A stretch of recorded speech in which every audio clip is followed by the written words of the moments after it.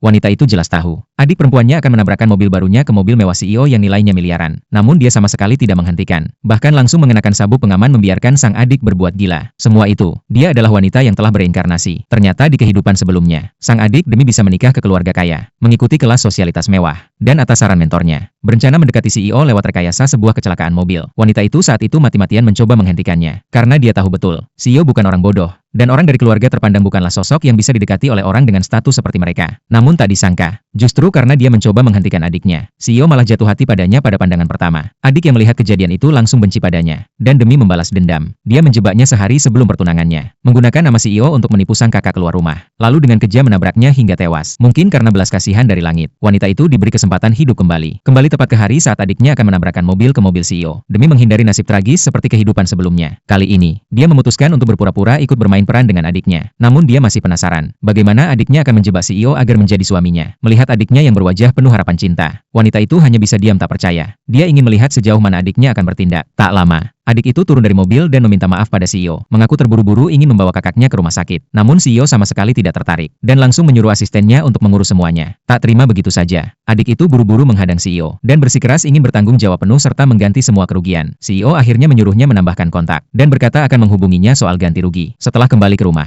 adik itu langsung menyombong kepada ayahnya, mengatakan bahwa dia sudah dapat kontak CEO. Ayahnya langsung senang bukan main. Namun saat itu, wanita itu langsung menuntut ganti rugi karena mobil barunya rusak ditabrak adiknya. Namun orang tuanya tidak peduli. Mereka malah berkata, nanti kalau adiknya berhasil menikah dengan CEO, meski menghancurkan 100 mobil pun tak masalah. Wanita itu hanya bisa terdiam. Adik pun langsung mengambil kesempatan meminta uang $300.000 untuk masuk kelas sosialitas. Ayahnya terpaksa mengakui, demi membantunya menikah ke keluarga kaya. Semua tabungan telah ia habiskan. Ibu mereka malah punya ide, ingin mengambil uang dari wanita itu. Wanita itu pun langsung teringat kehidupan sebelumnya. Bagaimana orang tuanya menguras seluruh tabungannya demi adik, bahkan meminjam uang atas namanya. Hingga rentenir datang menagih hutang. Saat itu, beruntung CEO muncul tepat waktu dan menyelamatkannya, serta berkata pada rentenir, uang kalian dikirim ke siapa? Pergilah tagih ke dia. Barulah dia selamat dari bencana. Mengingat semua itu, wanita itu pun mengambil keputusan besar, mengumumkan bahwa dalam beberapa hari ke depan, dia akan pindah rumah sekaligus memindahkan data kependudukan. Ayahnya kaget, sedangkan ibunya malah mencibir, menuduhnya iri karena adiknya sebentar lagi akan menikah dengan CEO. Wanita itu tidak ingin berdebat, dan langsung mengatakan bahwa dia harus kembali bekerja. Orang tuanya malah meremehkan pekerjaannya yang hanya bergaji $3.000, bahkan menyuruhnya tetap dekat dengan adik, karena bisa saja nanti adik akan memberinya sebuah rumah. Namun wanita itu hanya menjawab tenang, uang yang aku hasilkan sendiri, itu baru benar-benar milikku.